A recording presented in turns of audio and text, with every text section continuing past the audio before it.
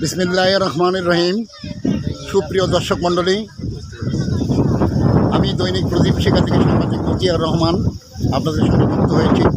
আপনারা দেখছেন পাথরঘাটার সঙ্গে ঝাউডাঙ্গা বাজারের যে সংযোগ কাঠের ব্রিজটি ছিল, এই ব্রিজ নিয়ে দৈনিক প্রদীপ শিখায় আমরা বারবার সংবাদ প্রকাশ করেছিলাম।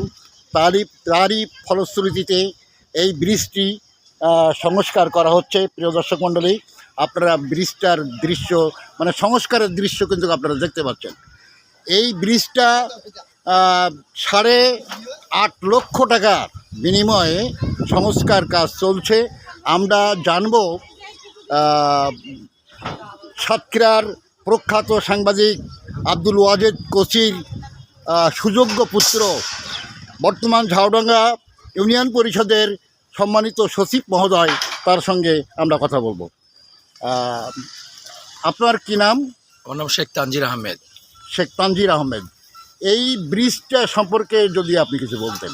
অ্যাকচুয়ালি আমি এখানে জয়েন করছি গত মার্চে জয়েন করার পর থেকে এখানকার ঝাউডাঙ্গা সদর এবং আমাদের পাথরঘাটা দুইটা ওয়ার্ডের মধ্যে ব্রিজটা দুই এলাকার মানুষেরই খুব দীর্ঘদিনের দাবি যাতে ব্রিজটা দ্রুত সংস্কার করা হয়, এবং একই সাথে এখানকার যে রাজনৈতিক নেতৃবৃন্দ আছে তাদেরও দাবি ছিল যে ব্রিজটা যাতে দ্রুত সংস্কার করা হয়, তাহলে দুই এলাকার মানুষ খুব উপকৃত হবে।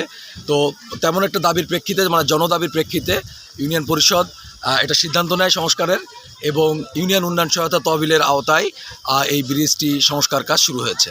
তো এইটা অর্থ কত টাকা বরাদ্দ এই রয়েছে? ব্রিজ সংস্কারের জন্য 8,50,000 টাকা বরাদ্দ দেওয়া হয়েছে। অর্থটা আসছে কোথা থেকে? ইউনিয়ন উন্নয়ন সহায়তা তহবিল থেকে।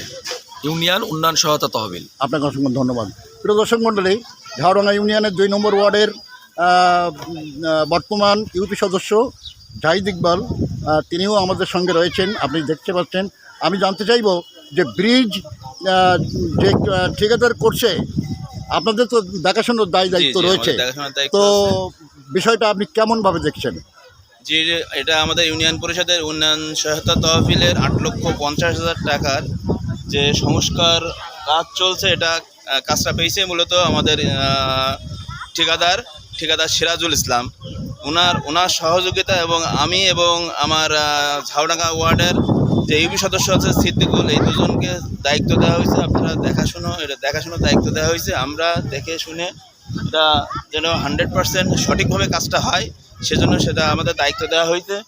এই পাথরঘাটা তথা হাজিপুর, আপনার আমতলা, বল্লী, টোটাল এখানে 27টা গ্রামের দীর্ঘদিনের দাবি এই ব্রিজটা যাতে সংস্কার হয়, সে আশা তাদের পূরণ হচ্ছে।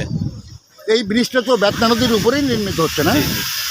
প্রিয় দর্শক মণ্ডলী, আপনারা শুনলেন এই ব্রিজের ঠিকাদারের নিয়োগপ্রাপ্ত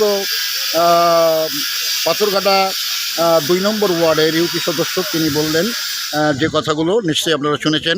তো আজকের মতো বিদায় নিচ্ছি। আপনারা ভালো থাকুন, সুস্থ থাকুন, এই কামনা করে আসসালামু আলাইকুম রহমতুল্লাহি ওয়া বারাকাতুহু।